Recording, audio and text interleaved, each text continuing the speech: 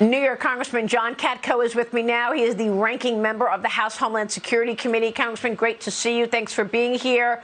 Will we ever get China to participate in a investigation into the origins? What are they hiding? Well, it's obvious that they don't want us to investigate things, and it's obvious that they're acting with impunity here, but it's nothing new. This is what they've been doing with respect to cyber attacks. They're committing genocide in their own country, and all this administration says to them is, oh, well, listen, we're disappointed.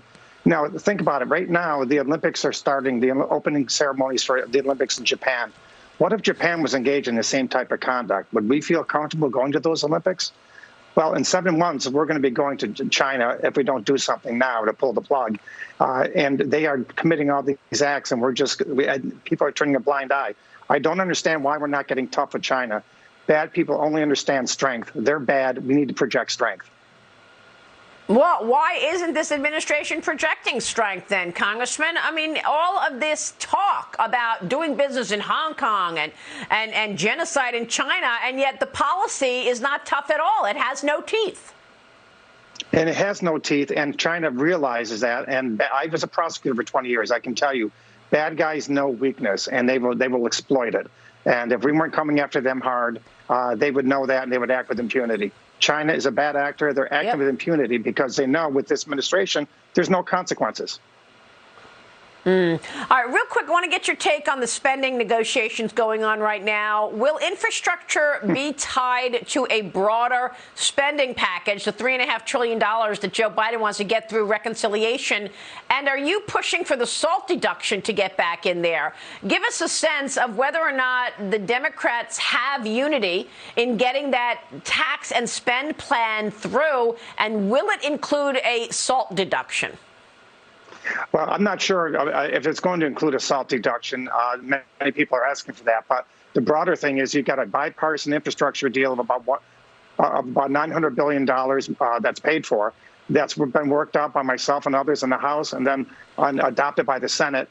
And they're desperately trying to tie that bipartisan package to their bloated, ridiculous spending package. There's an awful lot of moderate Democrats who are not happy about raising taxes. So I think they're going to have tough sledding, and it's going to be very interesting over the next couple of weeks what happens. That's for sure. So we will know if he's got the support in the Democrat Party, and if he doesn't, do you think this bill goes through? Nancy Pelosi says we're not signing any infrastructure bill unless the $3.5 trillion is also side by side. Well, she can have them side by side, but we could actually vote for the infrastructure package, which America desperately needs. And it's a common sense piece of legislation that's long overdue. And we can reject the bloated spending package. Look, inflation is already starting to tick up significantly. And you're talking about pumping trillions of more dollars in the economy. That's insane. Unbelievable. All right, let me turn to the border crisis. You've been to the border. Obviously, Border Patrol agents have apprehended 200 illegal immigrants this Wednesday in Arizona.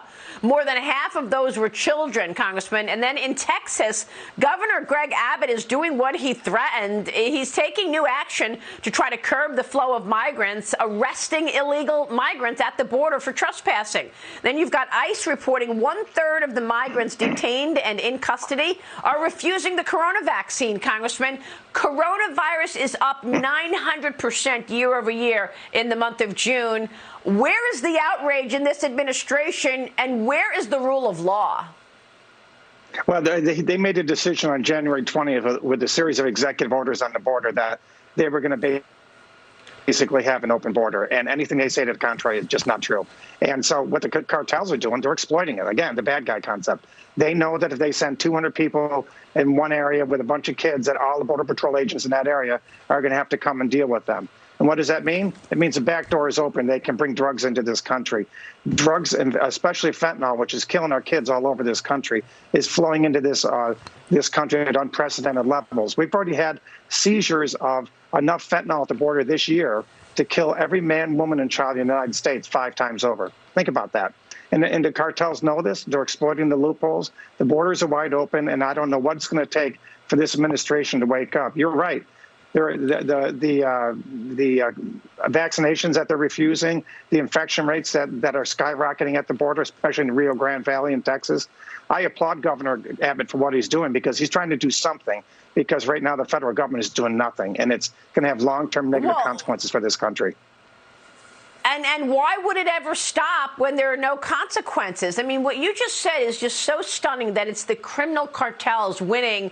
It's amazing to me that it's the criminal cartels right now who are deciding who comes in and who doesn't come into America. They're making $400 million a month, I was told, when I went to the border a couple of months ago. It was worse than I had ever seen it. I had been to the El Paso border, but this most recently, we went to McAllen, and right in front of us, migrants are walking in. It's becoming a familiar sight. Groups of 5, 10, 15, 20. I spoke with a rancher who was upset because he's constantly seeing strangers on his property. Yes, you're exactly right. Listen, the dynamic is dramatically different than when I was going after cartels in El Paso 20 years ago as a prosecutor. They ran from us. They tried not to get caught. Now they just come across the border and walk right into our arms because they know they've got it made. And do the math. In May alone, there was 180,000 people came across the border. On average, the cartel charges $4,000. They made $720 million in human trafficking alone in 1 month. That's not including the drugs that are pouring across our border. And in my hometown of Syracuse, 45 of the 47 heroin overdose deaths so far this year have had fentanyl laced with it. That means that fentanyl came across the border most likely, and this administration should be responsible for that. Well, that alone is absolutely stunning. 90,000 overdoses in America in the last 12 months, largely due to fentanyl. And this fentanyl is coming through the border from Mexico, and the underlying chemicals are being made in China. So you've got the Chinese criminal cartels and the Mexican criminal cartels working together to get these illicit narcotics into our country, and it is killing our people. You are absolutely right. Congressman, we're going to keep a spotlight on this because so far, Joe Biden refuses to call it a crisis. Kamala Harris says it's a challenge. All right, Congressman, we'll keep watching. Thank you, sir. We appreciate you joining us this morning, Congressman John Katko.